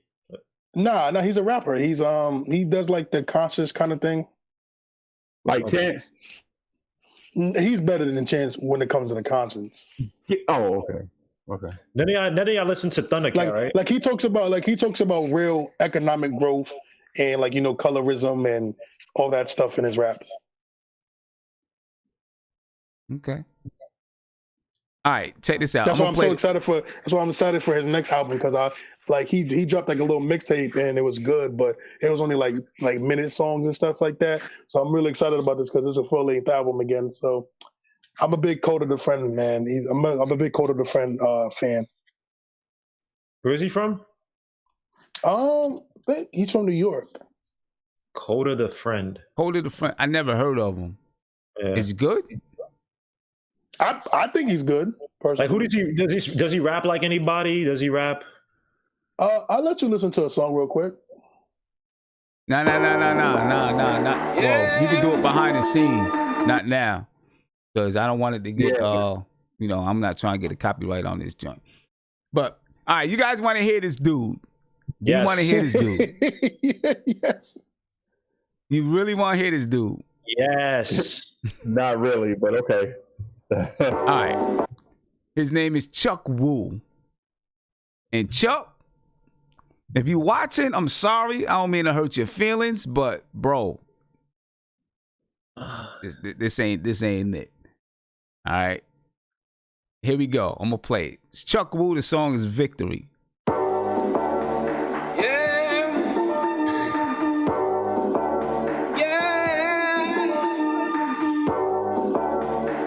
Talk to you. Come on. I know it's a little bit crazy right now. Oh no, Sam, I know you lying. So this is fake. It's not fake. He said it to me. It's not fake.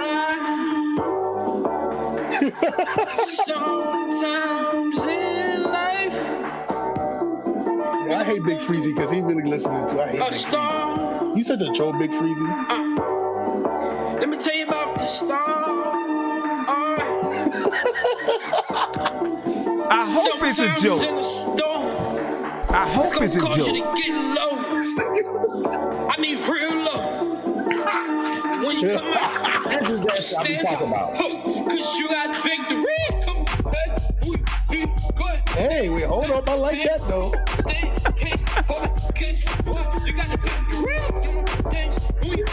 Wait, is this gospel mixed with R&B?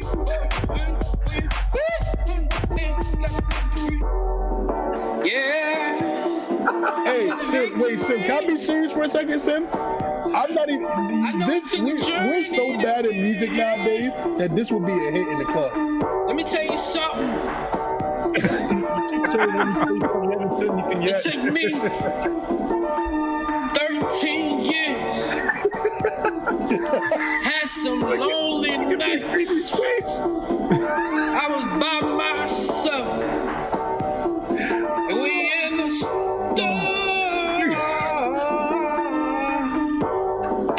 Oh man. You know, Big Freezy's face when he's just you got the victory. I sincerely hope that this was a joke. I think this is trolling, sir. This I has to hope be so trolling. because but Sim, if he was serious, man, that Sim. Wait, hold on though. Let me say this though, Sim. If you put that in the club, I think it would bang. I'm not even gonna lie to you. Get your ass out of here, Isaiah.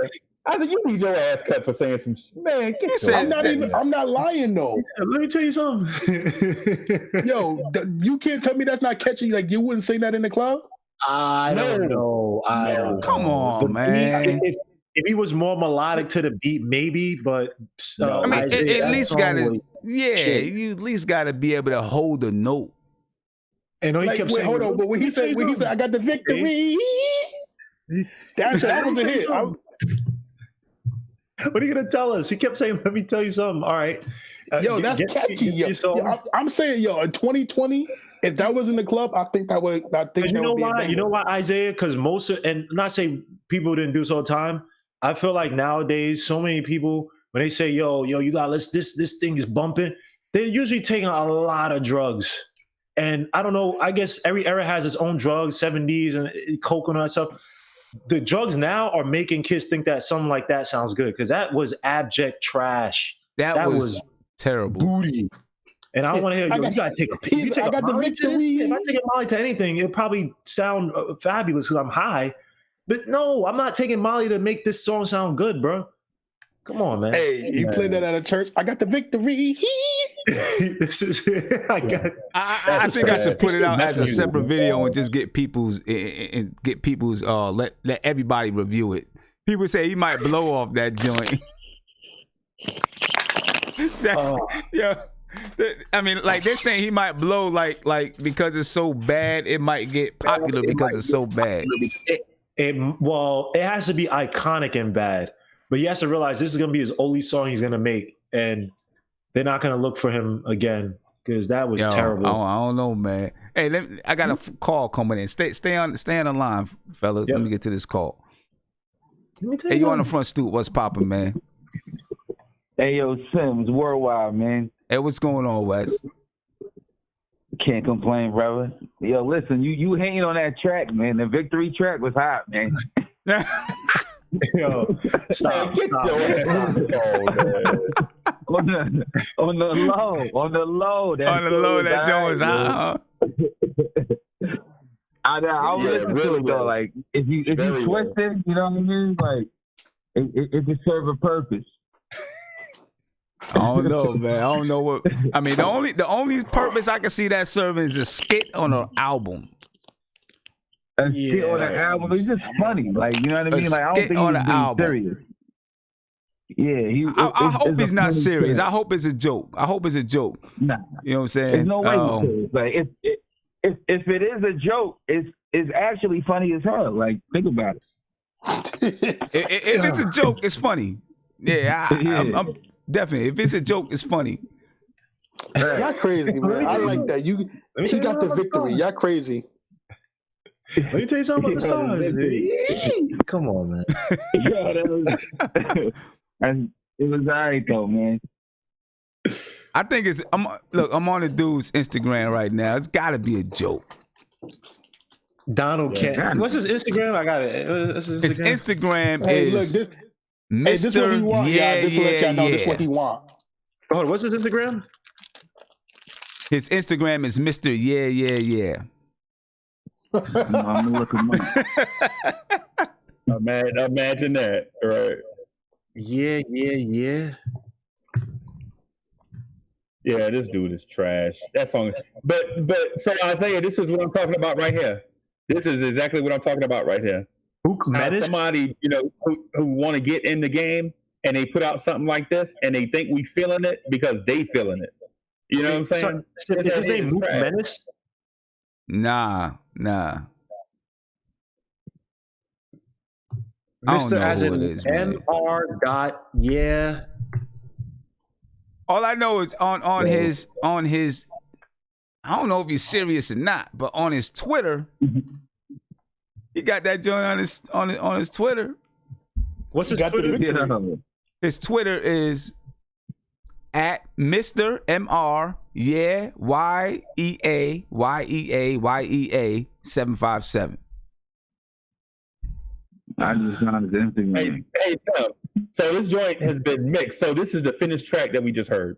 I have no idea what it is. What was the last part, Sam? What was the last part? 757. I have no idea what it is. Oh, he's from Virginia? Yeah. What the hell? He's probably gonna come try to search for me or some joint. He has like a woman in braids on his page. Yeah.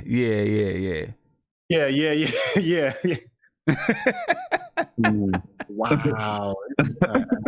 He really got this song. He really got this song on Victory. Wow. I'm trying to find it. He might be serious. I see it. Yeah. I actually think he's trolling. I know it's a little bit crazy. He might be. Right now. Keep your head up, yeah. It's gonna be alright. Sometimes in life, we're gonna go through a storm. I'm putting this joint out. I'm gonna do a video just for it. Sometimes in a storm, it's gonna cause you to get low. I mean real low. When you come out, I like you it though. stand tall, cause you got victory. I figured you would.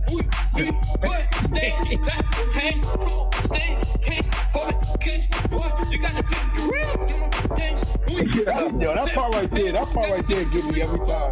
I got the victory when he go high. It's so offbeat. Yeah, you got the victory.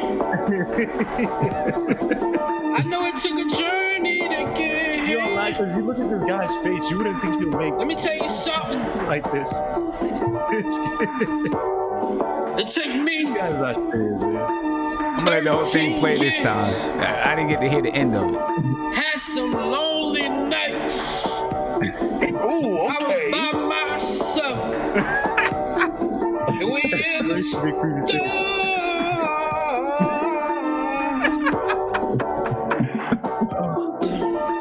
It don't look good. But guess what? Yo, Gable. You got Somebody the said, victory. imagine listening to this and watching the Come on random now. stuff. Life is complete.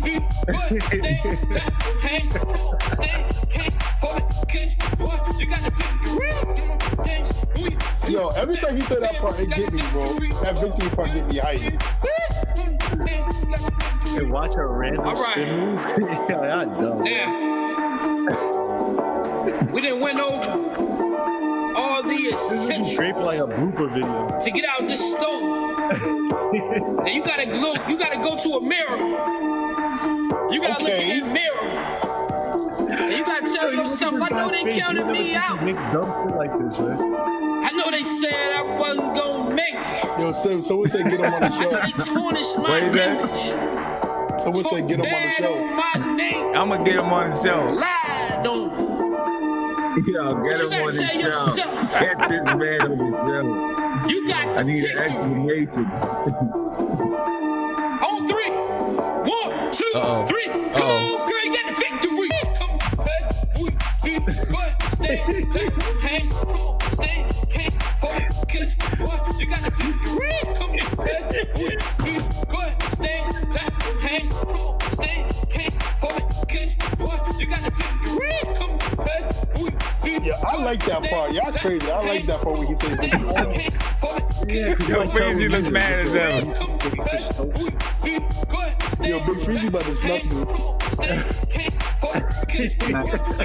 He's probably religious or something like that. Stay, clap your hands, stay, hands, you got the victory. Come on, Y'all bugging. This actually kind of good, though. I really think this is kind of good. You got the victory. Come on, stay, clap your hands, stay, hands, you got the victory. Come on, Wait, Sim, can you let me plead my case to y'all? Nah, because I mean, come on, man. You're so used Sim, to hearing listen, bad music, huh? Sim, listen. Sim, listen to this, bro. Yeah, I'm listening to you. When he said I got the victory, that's really dope. And then, I'm not gonna lie to you. I think that's really dope. And like I said before, if you with your friends, y'all drunk, y'all at the club, y'all hear this song, I guarantee y'all gonna bop and dance. I guarantee it. Isaiah, you making me question what kind of person you are. You making me question what kind of person you are. Hold on. Check this out. So he got some other songs up here. He got some other songs on his SoundCloud page. He got one song called Drake, Chicago Freestyle. You got My Good One. Oh, oh God. Let me hear My let me Good say One. this though, Freezy. Let me say this though, Freezy. When you with your friends, you don't want to act stupid sometimes and listen to some stupid shit. There's some good shit to listen to if you want to be on some stupid shit. That was terrible. I know. Yeah, go. I got the victory. That's dope. Y'all bugging. That's dope. That was whack. Come here, baby. Yeah. Oh my gosh, that was terrible. You thought that was gonna be like Coming to America soundtrack. I like that. Let me show you. Oh my lord. I don't know. Yo, put that Chicago Drake freestyle on, please. Right now, this one is called My Good One. That's what's getting ready to play. This sounds like JT Money. Yeah. Who that? You can barely hear him.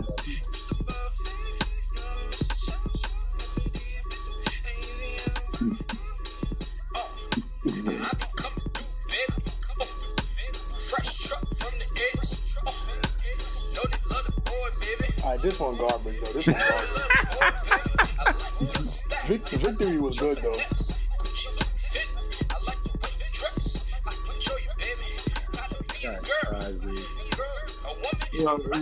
How old is you, dude? I don't know. Enough to know this is shit, man. This is terrible.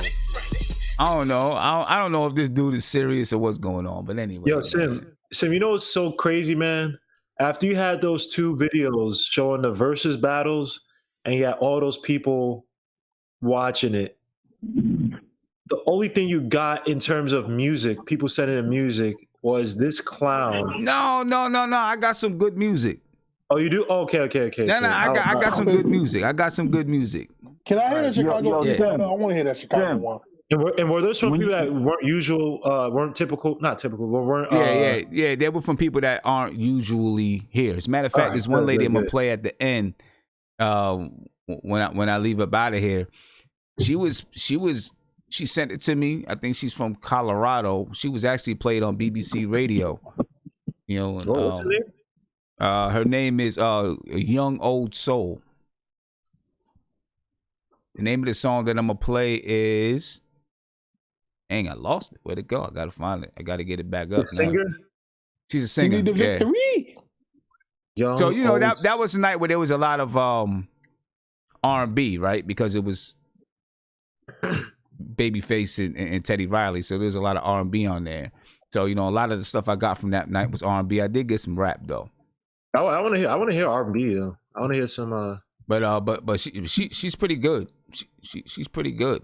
As a matter of fact, I was talking to you guys about doing the open mic. I told her, you know, when we had the first open mic, I wanted her to be one of the artists that come on. She said she'd do it.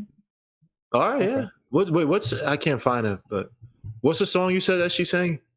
Her name is Young Old Soul. And the name of the song that I'm gonna play, let me get it, called The Nerve.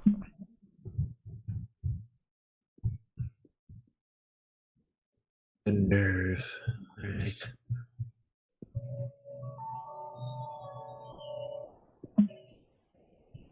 Yeah, it's pretty good. I mean, if you go on her page, she's all about she's about the music. You know what I mean? So I'm gonna play that in a minute because I'm about to head up out of here in a few seconds as soon as I find this song and cue it back up. But you know, just to announce to people, yeah, I am gonna do an open mic, a virtual open mic. You know what I mean? Where we have people come in and perform. You know, on the show. Yo, Sim, wait, hold on, Sim. Someone got the best idea. When the Knicks win, can we please play I Got the Victory? Can we please, when the Knicks win the game, can we please do that? You play AK Saragon said, yo, wait, no. Who was it? Who said it? I want to shout them out because that was pretty good. Nah, Daryl Pet, I don't know that name. But, yo, play that song when the Knicks win, Sim. I got the victory. We're not gonna win a lot of games. I'm out of here, So y'all. we're not gonna win a lot of games. So can we please get the victory Play that song? John. I'll play that John. I'm gonna play it too, no doubt. All right, Wes. Appreciate you, man. Yeah, man. Without Y'all a crazy. doubt. That's a good song. I like that song. All right. Well, anyway, Oh, I'm man, that about song to head is up out of trash. here, man. I'm about to head up out of here. I'll be got the back on victory. Friday. I'll be back on Friday. We're gonna review some music, Lost Boyz, and probably something else. I don't know what else yet, but we'll review something else. But yeah, Sam, get this I'm gonna head up outta man. here. Get this man. So I'm you gonna can email interview him. I'm email him and see if he wants to get on the show or something. Perform a song. Please tell him to come on the show. I got something I want to tell him. Oh no, Freezy. I got something I want to tell him. It better be I got the victory. Tell him to come in the video chat. So I got something I want to tell him face to face. Gosh, that was terrible. Y'all bugging that. I got the victory. Hey.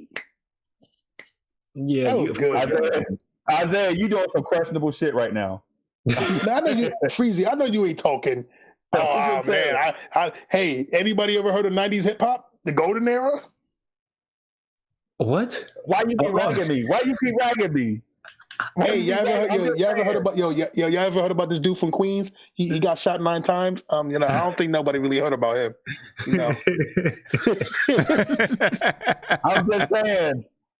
I'm just saying right now, in this moment, you getting outside of yourself with that victory song. Man, this white boy from Detroit, man, he cold, yo. I don't think nobody ever heard of him. But Isaiah, I gotta side with Big Freezy. That victory song was trash, dude. Trash. It was Man, trash. listen, y'all bugging. I think, listen, if he's listening, whatever his name is, I like the victory song. You got a fan from the victory song. Everything else is garbage. But tell that him to come victory on the song, show. Isaiah, get him to come on the show. Tell him to come in the I will, bro. I tell him I got the victory. Right, because I got something I want to tell him eyeball to eyeball. Yeah, I don't think he's serious. I think it's a joke, but I think it's a joke too. But salute to you, Sim. Salute to the chat, man. I think he's doing a parody, like a parody channel that's just that's what I think. But instead of doing it with like acting and stuff like that, he's doing it with music. That's what it seems like. He's trying to get on. Man, just y'all like some haters. He got the victory. Who's a white dude who's a parody, but now he's like Weird Al Yankovic. Weird Al Yankovic. No. He did the White Iverson song. Oh, you talking about Post Malone? Post Malone. Oh, Post Malone. Yeah, I hate that dude. He's a culture vulture, man. Weird. Well, anyway, I'm gonna get out of here, fellas, man. I appreciate you guys. I'm gonna go ahead and rock off with this song by Young Old Soul. It's called The Nerve. All right. Fellas, I'm out, man. Be peaceful. All right, man. I'm proud of myself. I didn't go to sleep tonight. I'm proud of myself. Yeah. I got the victory. Shout out to the chat. Shout out to the chat, y'all.